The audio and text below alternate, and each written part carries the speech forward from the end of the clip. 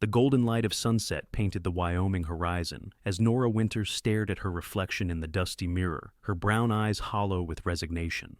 Infertile and unwanted, the doctor had declared, loud enough for the entire town of Redemption Creek to hear. The year was 1876, and in a frontier town where a woman's worth was measured by the children she could bear, those words had sealed her fate like a death sentence. She pulled her shawl tighter around her shoulders, the evening chill seeping through the cracks of her modest boarding house room. At 24, she was already considered a spinster. And now, with the doctor's proclamation, the whispers had grown louder. Mrs. Finley, the boarding house owner, had given her the look of pity that Nora had come to despise more than outright cruelty. "You've got 2 weeks to find new arrangements," Mrs. Finley had said that morning. "I need the room for proper ladies with prospects." A tear slid down Nora's cheek as she gathered her meager belongings. 5 years ago, she had arrived in Redemption Creek full of hope after her parents' deaths from fever back east. Now, she had nowhere to go. The sound of horses and raised voices drew her to the window. A cattle drive was passing through, and the cowboys were herding their beasts toward the edge of town. One rider caught her eye, tall and broad-shouldered, his face shadowed beneath a worn Stetson. He sat straight in his saddle, commanding without shouting, guiding his horse with subtle movements. Nora sighed and turned away. Men like that didn't look twice at women like her. The next morning, Nora made her way to the general store where she worked, her steps heavy. Mr. Tompkins, the store owner, was waiting with a grim expression. "Miss Winters," he began, fidgeting with his ledger. "I'm afraid I have to let you go." "But why?" Nora asked, though she already knew the answer. "The customers, they've been talking. It's not proper, having a woman of your condition working here." "My condition?" Nora's voice sharpened. "I'm not ill, Mr. Tompkins. You know what I mean." He couldn't meet her eyes. "Mrs. Tompkins thinks it might be contagious somehow, the barrenness." Nora blinked back tears of fury.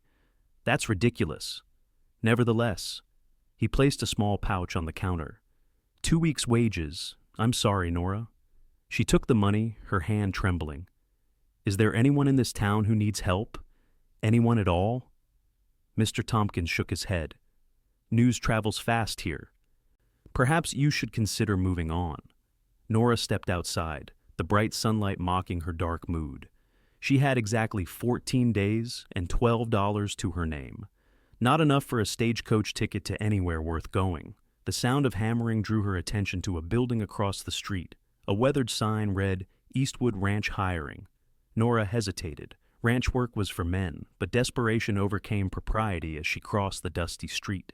A man was repairing a hitching post outside what appeared to be a makeshift ranch office. His sleeves were rolled up, revealing tanned, muscular forearms.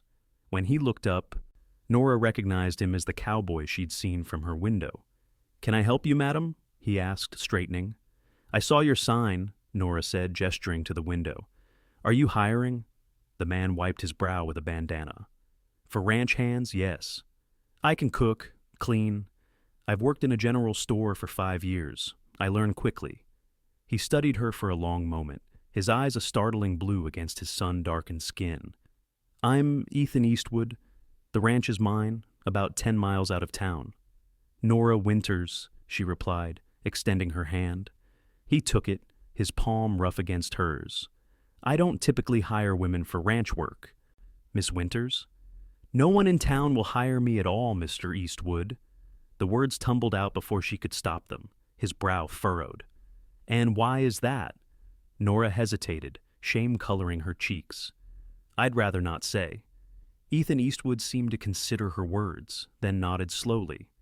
"I could use a cook. My men are tired of my beans and bacon. But it's rough living out there, no place for a proper lady." "I'm past caring about being proper, Mr. Eastwood. I need work." Something in her determined gaze must have convinced him.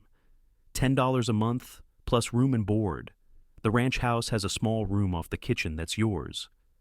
You'll cook for me and 6 hands. When do I start? I'm heading back tomorrow at dawn. Be ready." As Nora turned to leave, he added, "Miss Winters, whatever it is they're saying about you in town, it doesn't matter much out on the range." For the first time that day, Nora felt a flicker of hope. The next morning, Nora stood outside the boarding house with her single carpet bag. Mrs. Finley watched from the window, her expression smug as Ethan Eastwood approached on horseback, leading a second mount.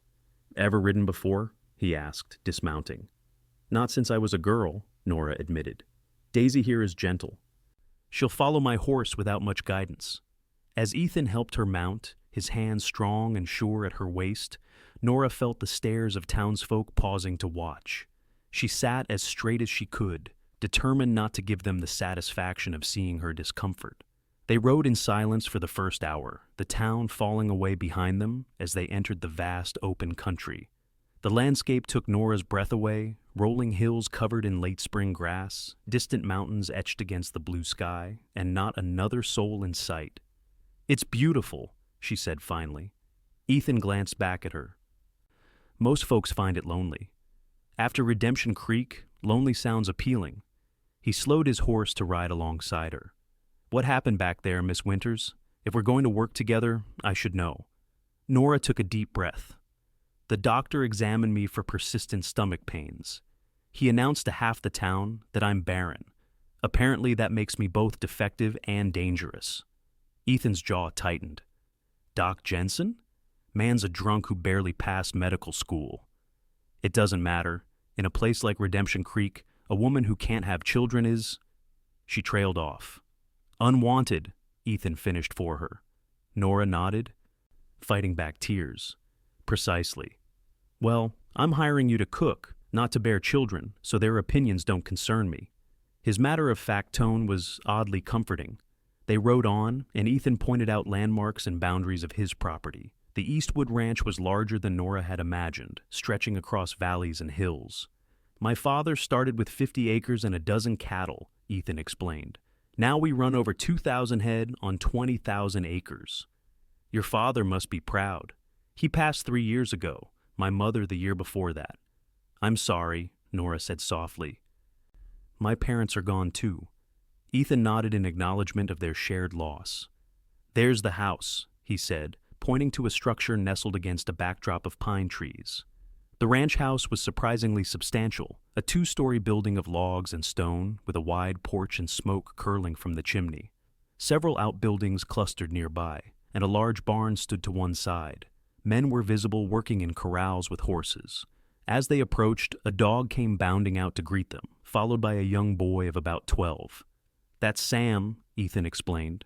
"Ranch foreman's son. His father died in a stampede last year, so he helps around the place." Sam took the horses as they dismounted, eyeing Nora curiously. "This is Miss Winters," Ethan told him. "She's our new cook." "Thank goodness," the boy said fervently. "Mr. Eastwood burns everything." Ethan cuffed him lightly on the shoulder. "Show some respect, boy." Sam grinned, unrepentant. "Yes, sir. I'll take care of the horses, Miss Winters. Your things too, if you like." "Thank you, Sam." Nora handed him her bag, charmed by his easy manner. Ethan led her into the house. The main room was spacious, with a large stone fireplace, sturdy furniture, and bookshelves lining one wall, an unexpected touch of civilization. The kitchen was well equipped, but showed signs of a man's neglect, unwashed dishes stacked haphazardly, food stores poorly organized. "Your room," Ethan said, opening a door off the kitchen. The space was small but clean, with a narrow bed, a chest of drawers, and a small window overlooking a kitchen garden gone wild with weeds. "It's perfect," Nora said, meaning it. "The men eat at sundown," Ethan explained. "There's a pantry through there, cold storage in the cellar. Whatever you need that we don't have, write it down and I'll get it from town." "Thank you, Mr. Eastwood." "Ethan," he corrected. "Out here, formality seems foolish." "Ethan," Nora repeated, testing the name. "Then I'm Nora." His eyes crinkled slightly at the corners, not quite a smile, but close. "Welcome to Eastwood Ranch, Nora." That evening, Nora served a simple but hearty meal of stew and biscuits to Ethan and his 6 ranch hands. The men were initially awkward in her presence, but hunger soon overcame their reserve. "This is real food," declared a weathered man, introduced as Peterson. "Not burned beans." The others murmured agreement, and Ethan shot her a look that might have been gratitude. Over the next few weeks, Nora settled into life at the ranch. She rose before dawn to prepare breakfast, spent mornings cleaning and baking, afternoons tending to the neglected garden, and evenings cooking dinner. The physical labor was exhausting, but satisfying, and for the first time in years, she slept deeply each night. The men treated her with a gruff respect, particularly after she set up a schedule for them to take turns washing dishes. Ethan was often gone from sunrise to sunset, working with the cattle or riding the boundaries of his land. But when he was present, Nora found herself increasingly aware of him. He was a man of few words, but decisive actions. The ranch hands followed his orders without question, and even Sam, who seemed to fear little, was eager to please him. Nora noticed how he always thanked her for meals, how he removed his hat when entering the house, how his eyes sometimes lingered on her when he thought she wasn't looking. One evening, as Nora was hanging laundry, she overheard two ranch hands talking near the bunkhouse. "Boss seems different lately," one was saying. "It's the woman," replied the other. "Man's been alone too long. She's pretty enough, I suppose, but I heard in town she can't have babies. Something wrong with her insides." "That's so? Shame. Boss could use a family."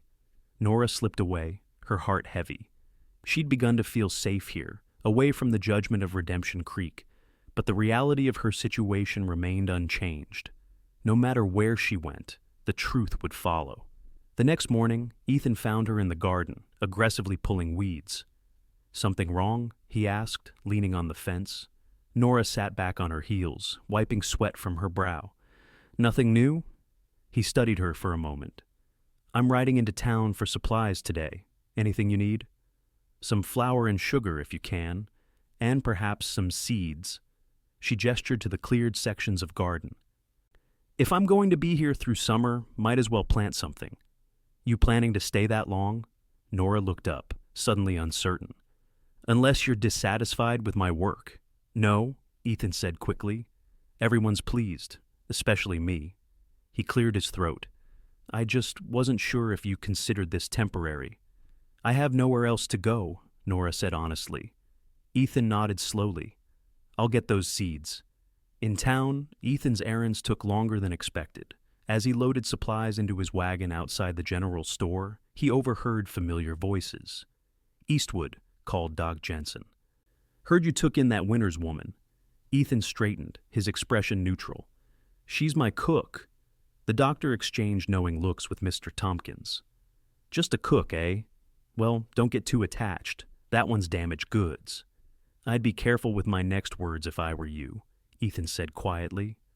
"Just trying to help," Jensen continued, oblivious to the danger. "Woman like that, barren as the desert, she's—" Ethan's fist connected with Jensen's jaw before the man could finish his sentence. The doctor stumbled backward, crashing into a display of canned goods. "You're a poor excuse for a doctor, and an even worse excuse for a man," Ethan said, his voice low but carrying. "Miss Winters is worth 10 of you." He turned to Tompkins, who had backed away. "And you, firing her for something she has no control over. You should be ashamed." "Now see here, Eastwood," Tompkins blustered. "It was a business decision." "Then I'm making one too. The Eastwood Ranch will no longer do business in Redemption Creek." He untied his horse from the hitching post. "I'll be taking my considerable custom to Silverton from now on." As Ethan rode out of town, his knuckles bruised but his conscience clear, he wondered what had possessed him to take such a stand. The answer came unbidden Nora's face when she'd spoken of being unwanted, the quiet dignity with which she carried her pain. It was nearly dark when Ethan returned to the ranch. Nora was setting the table for dinner, her hair coming loose from its pins after a day's work. "You're late," she said, then noticed his expression. "What happened?" Ethan set a package on the table. "Your seeds." "Thank you." She touched his hand, noticing the bruised knuckles. "You're hurt." "It's nothing." Nora raised an eyebrow. "That's not nothing." "Sit down and let me look at it." To his own surprise, Ethan obeyed. Nora fetched a basin of water and gently cleaned his hand. "Did you hit something or someone?" she asked. "Both," Ethan admitted. Doc Jensen needed a lesson in respect. Nora's hands stilled. "You hit the doctor? Because of me?" "He deserved it." "Perhaps, but now you've made an enemy in town. On my account." Ethan looked into her concerned face. I don't much care what anyone in that town thinks. Not anymore. Their eyes held for a long moment, something unspoken passing between them. Then Sam burst through the door, breaking the spell. Boss! Peterson says the North Creek is running high. Might flood the lower pasture. Ethan stood immediately. Tell the men to saddle up. We need to move those cattle tonight. He looked back at Nora. Don't wait dinner for us. The men didn't return until well after midnight. Nora, unable to sleep, had kept coffee brewing and food warm. They came in muddy and exhausted, having successfully moved the herd to higher ground. As the hands trudged to the bunkhouse, Ethan lingered in the kitchen, accepting the plate Nora offered. You didn't have to wait up, he said, sinking into a chair. I couldn't sleep knowing you were all out there. She poured him coffee. Did you save the cattle? Ethan nodded, too tired for words. He ate mechanically, his eyelids growing heavy. You should get some rest, Nora said softly. He made no move to stand. Without thinking, Nora placed her hand on his shoulder. Come on, I'll help you upstairs. Half asleep, Ethan allowed her to guide him to his bedroom on the second floor. It was simply furnished with a large bed, a chest of drawers, and a desk covered in ranch accounts. Nora helped him remove his muddy boots and coat, then eased him onto the bed. As she turned to leave, his hand caught hers. Nora, he murmured, his eyes half closed. Thank you. For what? For being here. His grip relaxed as sleep claimed him, but Nora stood watching him for a long moment, her heart racing with emotions she dared not name. Summer arrived in full force, bringing long days of intense heat and occasional violent thunderstorms. The garden flourished under Nora's care, yielding vegetables that supplemented their meals. She found unexpected joy in this simple productivity, in coaxing life from the soil. Ethan was busy with summer cattle work, but he always made time to check on her garden, praising her efforts and sometimes working alongside her in comfortable silence. These quiet moments became precious to Nora, though she tried not to examine why too closely. One scorching afternoon, Nora was kneading bread dough when she heard a commotion outside. She wiped her hands and stepped onto the porch to see Ethan and two hands riding in with a group of bedraggled people, a man, a woman, and 3 small children. Nora, Ethan called, dismounting. These folks had their wagon axle break 5 miles back. They'll be staying until it's fixed. The family was introduced as the Martins, heading to Oregon for a fresh start. Mrs. Martin was heavily pregnant, exhausted from the journey. Of course, Nora said immediately. I'll prepare rooms. As she helped settle the family, providing food and clean water for washing, Nora couldn't help noticing how Mrs. Martin's hands protectively cradled her swollen belly, how Mr. Martin looked at his wife with tender concern. Their children, though tired and dusty, were bright-eyed and curious, exploring the ranch house with wonder. That evening, after the children were asleep, Mrs. Martin joined Nora in the kitchen. You've been so kind, she said. I hope we're not imposing too badly. Not at all, Nora assured her. It's nice to have company. Mrs. Martin smiled, rubbing her back. This one's giving me more trouble than the others combined. When is the baby due? Any day now. I was hoping to reach my sister in Oregon first, but this little one may have other ideas. Nora nodded, trying to hide the wistfulness she felt. Mrs. Martin noticed anyway. Do you have children, Miss Winters? No, Nora said softly, and I never will. Understanding dawned in Mrs. Martin's eyes. I'm sorry. That must be difficult. It is what it is, Nora replied, turning away to check the oven. If you don't mind my saying, Mrs. Martin ventured, Mr.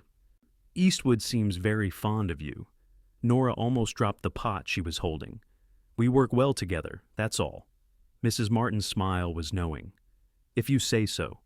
2 days later, Mrs. Martin went into labor shortly after breakfast. Her husband came running into the kitchen where Nora was washing dishes. Miss Winters, Margaret's time has come, and there's no doctor for miles. Nora dried her hands quickly. I've never delivered a baby, Mr. Martin. Please, he begged. She's asking for you. Swallowing her fear, Nora followed him upstairs. She sent Sam to find Ethan, who had ridden out to check cattle, and dispatched another hand to fetch the midwife from Silverton, though she knew the woman wouldn't arrive in time. Margaret Martin was pacing the guest room, pausing to brace herself against the bedpost during contractions. "Thank goodness," she breathed when Nora entered. "I need a woman's help." For the next several hours, Nora helped Margaret through her labor, drawing on half-remembered conversations and instinct. She boiled water, prepared clean linens, and spoke words of encouragement as the contractions intensified. Ethan returned mid-afternoon, pacing anxiously downstairs as Margaret's cries grew louder. The Martin children huddled on the porch, wide-eyed and worried, until Ethan distracted them by teaching them to whittle soft pine. As sunset approached, Margaret's labor reached its peak. Nora held her hand, wiped her brow, and coached her through pushing when the moment came. "I can see the head!" Nora exclaimed, her heart pounding. "One more big push, Margaret." With a final, powerful effort, Margaret brought her child into the world. Nora caught the slippery infant, a girl with a shock of dark hair, who announced her arrival with a lusty cry. "You have a daughter," Nora told the exhausted mother, wrapping the baby in a clean cloth. Tears streamed down her face as she placed the newborn in Margaret's arms. "Look what you did," Margaret whispered, gazing at her husband who had entered the room. "Isn't she perfect?" Nora slipped quietly from the room, giving the family privacy for their first moments together. She made it to the kitchen before her legs gave way, and she sank into a chair, overwhelmed by what she had just experienced. That was how Ethan found her, staring at her hands, still stained with blood despite washing. "Nora?" he asked gently. "Are they all right?" She looked up, her eyes bright with unshed tears. A little girl. Perfect and healthy. Ethan sat beside her, taking her trembling hands in his. "You delivered her." "I did." Nora shook her head in wonder. "I helped bring a life into this world." "You're remarkable," Ethan said, his voice rough with emotion. Their eyes met, and something shifted between them. Ethan leaned forward slowly, giving her time to pull away. When she didn't, he pressed his lips to hers in a gentle kiss that nevertheless sent warmth rushing through her body. When they parted, Nora touched her lips in wonder. "Ethan, I've wanted to do that for weeks," he admitted. Before Nora could respond, Mr. Martin burst into the kitchen. "Miss Winters! Margaret's bleeding badly!" Nora rushed back upstairs to find Margaret pale and weak, blood soaking through the bedding. Working quickly, Nora remembered something she'd once heard about applying pressure and ice to stop bleeding. She sent Ethan for ice from the spring house and pressed clean towels firmly against the source of the hemorrhage. For tense minutes, Nora feared she would lose Margaret, but gradually, the bleeding slowed, then stopped. By the time the midwife arrived from Silverton, Margaret was sleeping peacefully, her newborn daughter at her breast. "You did well," the midwife told Nora after examining Margaret. "You saved her life." That night, exhausted but unable to sleep, Nora sat on the porch steps, gazing at the stars. Ethan joined her, wrapping a blanket around her shoulders. "The midwife says Mrs. Martin will recover completely," he said. Nora nodded. "I'm glad." "You're shaking." "I keep thinking about what might have happened if I'd failed, if I'd lost her." "But you didn't," Ethan said firmly. "You were exactly what they needed today." Nora looked at him, vulnerability in her eyes. "What about that kiss?" Ethan's gaze was steady. "I meant that too." "Ethan, you know I can't give you children. You deserve a whole woman, one who can give you a family." He took her hands, his expression serious. "Nora Winters, you are the strongest, most complete woman I've ever known. I don't care what some drunk doctor said. I care about you, your courage, your kindness, your determination." He paused. "I'm falling in love with you." Nora's breath caught. "You can't mean that." "I do. And if you feel nothing for me, I'll never mention it again. But if there's a chance—" "I feel everything for you," Nora whispered. "But I'm afraid. What if you change your mind?" "I won't." He cupped her face gently. "I know my own heart, Nora." This time when they kissed, it was with the full knowledge of what they were beginning, something fragile yet powerful, challenging yet right. The Martins stayed another week, until Mrs. Martin was strong enough to travel and their wagon was repaired. On the morning of their departure, Margaret hugged Nora tightly. "You saved both our lives," she said. We've decided to name her Nora Eleanor after you." Nora blinked back tears. "I'm honored." As the Martin wagon disappeared down the road, Ethan stood beside Nora, his hand finding hers. "They're going to be fine," he said. Nora nodded. "Yes, they are." Over the next few months, Nora and Ethan's relationship deepened. They spent evenings talking by the fire after the hands had retired to the bunkhouse. Ethan told her about his childhood on the ranch, his brief time at school back east, his dreams of expanding the operation. Nora shared stories of her parents, her journey west, her hopes for something she couldn't quite name. They were careful not to rush, both aware of the scrutiny of the ranch hands and the conventions of propriety, even in the relative freedom of the frontier, but their feelings grew stronger with each passing day. Autumn came, bringing cooler temperatures and the cattle roundup. Ethan was gone for days at a time, working with neighboring ranchers to gather and sort their herds. Nora found she missed him acutely, the house too quiet without his presence. When he returned, dusty and tired but smiling at the sight of her, Nora knew with certainty that what she felt was love. That night, after dinner, Ethan asked her to walk with him beneath the stars. They strolled to a rise overlooking the ranch, the buildings tiny in the distance, the land stretching vast around them. "I've been thinking," Ethan said, his voice unusually hesitant. "About us." "About the future." Nora's heart quickened. "What about it?" "I want you to stay, not as my cook, but as my wife." He turned to face her, taking both her hands. "I love you, Nora. I want to build a life with you, right here." "Ethan," she breathed, hardly daring to believe. "Are you certain? You know what they say about me." "I know what's true," he said firmly. "You're the woman I want to wake up beside every morning. You're the one I want to share this land with, this home." He paused. "If we never have children of our own, I'll still count myself the luckiest man alive to have you as my wife." Tears spilled down Nora's cheeks. "Yes," she whispered. "Yes, I'll marry you." Ethan gathered her in his arms, his kiss tender yet passionate. Under the vast Wyoming sky, Nora felt her broken pieces healing, a future opening before her that she'd never dared imagine. They were married 3 weeks later by a traveling preacher, the ceremony held in the ranch house with the hands serving as witnesses. Nora wore a new dress of deep blue, ordered specially from Silverton, and Ethan surprised her with a gold band that had belonged to his mother.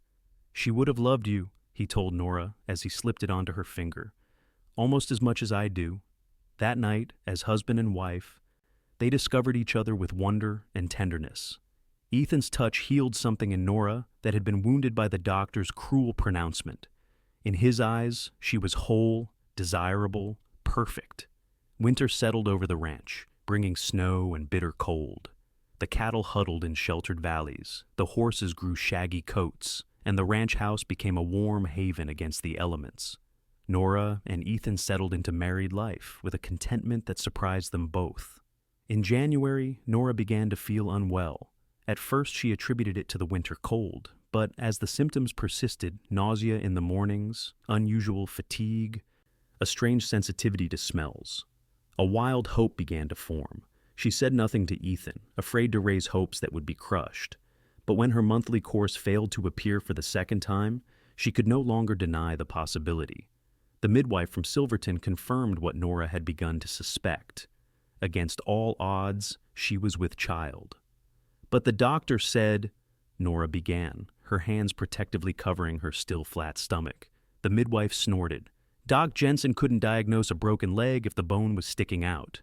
You're about 3 months along, Mrs. Eastwood, and everything seems perfectly normal." Nora waited until that evening to tell Ethan. She prepared his favorite meal and lit candles on the table, her heart fluttering with nervous excitement. "What's the occasion?" Ethan asked, hanging his hat by the door. Nora took a deep breath. "I have news. Good news, I hope?" He kissed her cheek, then noticed her expression. "Nora, what is it?" "The midwife came today," she began, her voice trembling. "Ethan, I'm going to have a baby, our baby."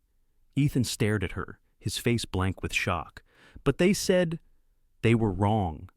Tears spilled down Nora's cheeks. "We're going to have a child." With a cry of joy, Ethan lifted her off her feet, spinning her in a circle before setting her down gently, suddenly concerned. "Should I be more careful with you?" Nora laughed through her tears. "I'm pregnant, not made of glass." He dropped to his knees, pressing his ear against her abdomen. "Hello in there," he whispered. "This is your father speaking. We've been waiting for you." As winter gave way to spring, Nora's body changed, her condition becoming undeniable. The ranch hands offered awkward congratulations, and Sam appointed himself her personal assistant. Rushing to carry anything heavier than a teacup, word reached Redemption Creek, carried by a ranch hand who had visited the saloon in town. Soon after, a letter arrived from Mr. Tompkins, offering congratulations and hoping the Eastwoods would reconsider bringing their business back to his store. Ethan read the letter aloud to Nora, his eyebrow raised. "What do you think?" Nora considered for a moment. "I think forgiveness is easier when you're happy." They made a trip to town the following week. Nora wore a dress that did nothing to hide her growing belly, her head held high as she walked down the main street on Ethan's arm. People stared, whispered, some even approached with smiles that didn't quite reach their eyes. Doc Jensen avoided them entirely, crossing the street when he saw them coming. But Mrs. Finley, the boarding house owner, stopped them outside the general store. "Miss Winters, I mean, Mrs. Eastwood," she said, her eyes darting to Nora's abdomen. "You're looking well." "Thank you, Mrs. Finley. I am very well indeed." "I always said you'd make someone a fine wife," the woman continued, her revisionist history blatant. "And now, with a little one on the way, such a blessing." Nora merely smiled, secure in the knowledge that her worth had never depended on this woman's approval. Inside the store, Mr. Tompkins was effusively welcoming, offering discounts and promising special orders from back east. Ethan placed a substantial order for ranch supplies, but made it clear this was conditional on continued respect. "My wife deserves better than she received in this town," he said firmly. "I haven't forgotten how quickly folks turned on her." Of course," Tompkins agreed hurriedly. "Times have changed. We're all delighted for Mrs. Eastwood's good fortune." As they left the store, Nora squeezed Ethan's hand. "My good fortune began the day you offered me a job, not the day we discovered I was pregnant." He kissed her forehead. "Mine too." The baby came in late August, during a spectacular thunderstorm that lit up the Wyoming sky. Nora's labor was long but uncomplicated, with the Silverton midwife attending and Ethan pacing anxiously downstairs. When the first cry pierced the air, Ethan rushed up the stairs, propriety forgotten. He found Nora exhausted but radiant, cradling a tiny bundle in her arms. "Come meet your daughter," she said, her voice thick with emotion. Ethan approached reverently, gazing down at the red-faced infant with a shock of dark hair. "She's perfect," he whispered, gently touching the baby's cheek. "Just like her mother." They named her Elizabeth Hope Eastwood, calling her Eliza. She had Ethan's blue eyes and Nora's determined chin, and from her first day she made it clear she had opinions of her own. The ranch hands treated Eliza like a princess, bringing small gifts and offering calloused fingers for her to grasp. Sam appointed himself her honorary big brother, solemnly promising to teach her to ride as soon as she could sit up. One evening, as autumn painted the landscape in gold and crimson, Nora sat on the porch nursing Eliza. Ethan joined them, his arm around his wife's shoulders, his expression one of complete contentment. "I never thought I could be this happy," Nora said softly, gazing down at their daughter. "You deserve every happiness," Ethan replied. "Both of you. Do you remember what they said about me in town? That I was infertile and unwanted?" Ethan's arm tightened around her. "They were wrong on both counts." "Yes, they were." Nora smiled as Eliza's tiny hand clutched her finger. "You called me your bride when everyone else had written me off. And now we have this miracle. I knew from the moment I saw you that you were special," Ethan said. "I just didn't know how completely you would change my life." As the sun set over Eastwood Ranch, painting the sky in brilliant hues of pink and orange, Nora looked out over the land that had become her home. She thought of the journey that had brought her here, the loss, the pain, the judgment she had endured. All of it had led to this moment, this family, this love. The doctor had been wrong, the townsfolk had been wrong, but Ethan had seen her truly, had valued her for herself alone, had offered her his heart before either of them knew she could bear a child. And that, Nora thought, as she leaned against her husband's shoulder, their daughter sleeping peacefully in her arms, was the greatest gift of all. 5 years later, the Eastwood Ranch had grown considerably. New buildings dotted the property, including a schoolhouse where Nora taught not only Eliza, but also the children of several families who had settled nearby. Ethan had built a reputation for fair dealing and quality cattle, and the ranch was prospering beyond their expectations. Eliza, now a spirited 5-year-old with her father's blue eyes and her mother's determination, raced across the yard, her dark braids flying behind her. "Papa, the new foal is trying to stand up," she called excitedly. Ethan scooped her up, swinging her onto his shoulders. "Then we'd better go see, shouldn't we?" Nora watched from the porch, one hand resting on her swollen belly. Their second child was due in less than a month, another miracle they hadn't dared hope for. "Mama, come see," Eliza called. "I'll be right there," Nora replied, smiling as she watched her husband and daughter head toward the barn. Their heads bent together in conversation. As she followed them slowly, Nora reflected on the journey that had brought her here. From unwanted spinster to beloved wife and mother, from outcast to the heart of a thriving community. They had proven that family wasn't defined by blood alone, but by love freely given and received. And in the end, that was all that truly mattered. In the warm Wyoming sunshine, surrounded by the life she and Ethan had built together, Nora Eastwood knew herself to be truly blessed. Not because she had defied the doctor's pronouncement, though that was sweet vindication. Not because she had proven the gossips wrong, though that brought its own satisfaction, but because she had found the courage to accept love when it was offered, to build a life on faith rather than fear, to believe in possibilities rather than limitations. And as she joined her family in the barn, watching a newborn foal take its first wobbling steps, while Eliza clapped her hands in delight and Ethan's arm encircled her waist, Nora knew that this moment, this love, this family was everything she had ever wanted, and more than she had ever dared to dream.